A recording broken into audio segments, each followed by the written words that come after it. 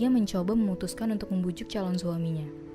Seperti biasa, Ryan selalu menjadi pendengar yang baik atas alasan yang dikemukakan calon suami dari adiknya. Lalu ia mencoba membujuk dan berkata, Ya, saya paham maksudmu, kamu takut terikat. Dan kamu berkata bahwasanya nikah ataupun tidak, itu akan sama saja, sama-sama meninggal pada akhirnya. Dan meskipun hidupmu akan berakhir kembali ke tanah atau meninggal, namun, jika kamu berani melakukan hal yang berbeda, dan hal terbaik, itu akan membuat hidupmu jadi lebih berwarna. Halo teman-teman, balik lagi bersama saya Ufa Lutfiana di program acara Ngopi, Ngobrolin Film. Buat Sobat Bisnis Hack, jangan lupa like, subscribe, dan nyalakan tombol notifikasi. Kalian pernah kepikiran gak sih kalau ada pekerjaan yang tugasnya khusus memberikan jasa untuk memecat pegawai?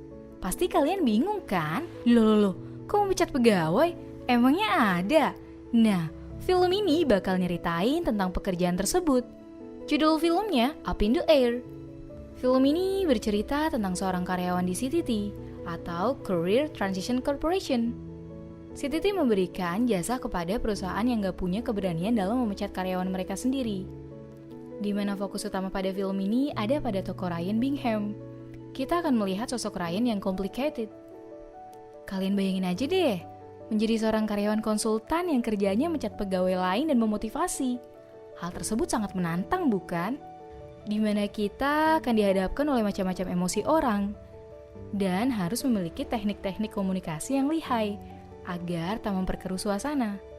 Di mana Ryan selalu melakukan pemecatan dengan menggunakan kalimat-kalimat yang halus dan memanipulasi bahwa tindakan pemecatan tersebut adalah hal baik untuk hidupnya ke depan, agar dapat memaksimalkan passion-nya yang sesungguhnya, namun bukan di kantor tersebut. Ryan juga sangat detail dalam meriset orang yang akan ia hadapi, guna membantunya bernegosiasi pada saat pemecatan, agar seorang yang dipecat tak begitu sakit hati. Ryan memiliki jam kerja yang sangat tinggi, yakni harus menempuh beberapa negara dalam 1 tahun. Di mana hal tersebut membuat Ryan harus memiliki disiplin yang tinggi juga manajemen waktu yang baik, agar jadwalnya tak berantakan. Ryan bahkan sudah tahu formulanya dari mulai durasi menyiapkan peralatan saat pergi, hingga cara memilih antrian pada saat pemeriksaan tiket. Ia menganalisis rute ketiga antrian di mana yang pertama terdapat barisan orang India dan membawa banyak barang, hingga ia berpikir bahwa ia mengantri di belakangnya akan membuang waktunya. Kemudian di rute kedua, terdapat antrian orang tua beserta anak-anaknya. Ryan juga berpikir bahwa hal tersebut akan membuang waktunya, lalu memilih orang Asia yang membawa sedikit barang, hingga ia dapat lebih cepat saat mengantri di belakangnya, dan dapat mempercepat waktunya saat mengejar penerbangannya. Sehingga ia memiliki waktu yang lumayan banyak untuk digunakan beristirahat. Meski nampak berat, di mana ia harus melakukan 250 perjalanan dalam 1 tahun, dan sangat menguras emosi serta harus berjauhan dengan keluarganya. Namun Ryan harus selalu menikmati pekerjaan tersebut agar terasa ringan. Karena ketika kebanyakan orang merindukan rumah saat sedang bertugas keluar kota, Ryan malah merasa waktu di rumah adalah waktu yang paling membuatnya menderita. Ryan lebih menikmati hidupnya untuk terus berpergian, dan menikmati privilege untuk menyela antrian. Ryan juga bahkan ingin menjadi orang ketujuh dan termuda yang pernah melakukan perjalanan hingga 10 juta mil dengan American Airlines. Selain itu, di tengah perjalanan kerjanya ini, Ryan juga bertemu dan dekat dengan wanita bernama Alex. Mereka memiliki pekerjaan yang sama, yakni mengharuskan ia harus keliling negara untuk keperluan pekerjaannya. Hal tersebut membuat mereka klop. Ryan pun merasa hidupnya sudah sangat sempurna. Hingga suatu ketika, Ryan dipanggil untuk datang ke kantornya di Omaha. Kemudian perusahaan tersebut mengadakan rapat besar-besaran dengan adanya pegawai baru, Natalie Kenner. Ia juga mengusulkan adanya pengurangan biaya dengan melakukan pemecatan secara video conference. Ryan juga berargumen kalau Natalie tidak pernah mengetahui bagaimana cara untuk menghadapi orang yang sedang emosi. Kemudian bosnya menugaskan Ryan untuk membawa Natalie pada tugas berikutnya, untuk mengajari seluk-beluk perusahaan. Natalie pun sangat sedih dalam melakukan tugasnya. Apalagi ada beberapa pegawai yang membuatnya menangis. Karena Natalie dimarahi dan disuruh ikut memikirkan keadaan keluarga dari pegawai yang mau dipecat itu. Natalie merasa gagal. Dan ia mengerti maksud dari Ryan. Hal tersebut membuat Natalie berpikir bahwa memecat seseorang tak segampang yang ada di pikirannya, atau harus memiliki strategi tersendiri, di mana ia juga harus memiliki empati yang tinggi dan ikut serta merasakan keadaan karyawan yang akan dipecat tersebut. Kemudian Ryan mendapat kabar dari adiknya bahwa ia akan segera menikah. Selang beberapa waktu, Ryan mengunjungi adiknya. Kemudian adiknya sangat senang sekali karena Ryan datang. Hingga tiba waktu pernikahan. Namun Ryan mendapat kabar bahwa calon pasangannya ingin membatalkan pernikahannya tersebut. Adiknya menangis. Saudaranya meminta tolong pada Ryan untuk membujuk calon suaminya agar tetap melangsungkan pernikahan. Namun Ryan menolak hal tersebut. Mengingat ia tak ada pengalaman dalam pernikahan. Justru ia adalah orang yang mendukung kehidupan yang bebas tanpa ikatan. Hal itu membuat Ryan sangat tertantang.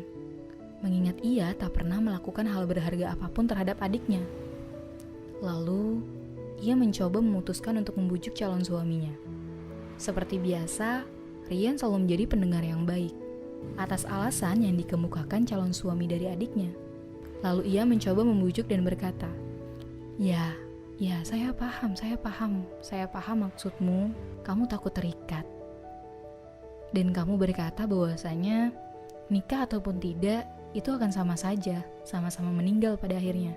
Dan meskipun hidupmu akan berakhir kembali ke tanah atau meninggal, namun, jika kamu berani melakukan hal yang berbeda, dan hal terbaik, itu akan membuat hidupmu jadi lebih berwarna. Hal tersebut mampu menggugah hati calon suami adiknya, hingga pernikahan berhasil diadakan. Lalu Ryan kembali untuk bekerja dan mengelilingi negara bagian Amerika untuk menyelesaikan tugasnya bersama dengan Natalie. Namun, pada saat sampai di Detroit, Ryan berpesan bahwa kita harus berhati-hati mengucapkan kalimat, karena orang-orang di Detroit biasanya sangat mudah tersinggung. Lalu, pada saat prosesi pemecatan akan berlangsung, founder CTT menelpon Ryan untuk melakukan uji coba pemecatan menggunakan video conference. Mengingat pesan Ryan, Natalie seketika langsung ketakutan. Namun saat itu, foundernya bertanya, apakah Natalie sudah siap? Dan ia memaksa dirinya untuk berkata bersedia. Proses pemecatan menggunakan video conference pun dimulai. Awalnya, Natalie tak bisa mengontrol emosinya. Namun Ryan selalu mengingatkannya dari samping, agar dapat memilah kalimat yang halus dan memperlihatkan sikap empati yang tinggi. Hal itu berhasil Natalie lewati, hingga perusahaan CTT meresmikan perilisan program yang dibuat oleh Natalie. Hal itu membuat Natalie merasa bersalah pada Ryan. Namun Ryan berkali-kali mengucapkan bahwa ia tak masalah. Perusahaan CTT berhasil meminimalisir pengeluaran penerbangan dalam pekerjaannya. Namun, masalah datang lagi. Ketika salah satu karyawan yang pernah dipecat Natalie pada saat pertama kali video conference, hal itu menyebabkan karyawan tersebut harus bunuh diri. Hal itu memberikan dampak pada penilaian cara penanganan perusahaan.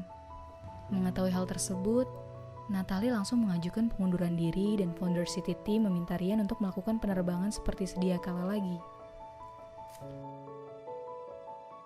Poin inspiratif pada film ini yakni karakter Ryan bagus banget nih kita contoh, di mana ia memiliki tingkat kerja keras yang tinggi, disiplin, manajemen waktu yang bagus, serta cara berkomunikasi dengan lawan yang bisa dibilang dapat membuatnya dalam bahaya. Namun, cara dia berkomunikasi dan melobi sangatlah lihai, dan ia tak melupakan rasa empati yang tinggi. Film ini juga mengajarkan kita bahwa ketika memiliki usaha, jangan gegabah dalam memilih strategi pemasaran untuk perusahaan kita. Rundingkan dengan matang, lihat sisi baik dan sisi buruknya, agar tak menyesal di kemudian hari. Begitupun komunikasi sangatlah penting dalam sebuah perusahaan atau usaha guna peningkatan mutu kinerja kita. Bagaimana menurut kalian? Karakter Ryan mampu menginspirasi nggak sih? Kalau iya, karakter yang mana nih? Yuk sharing dengan cara komen di bawah. See ya!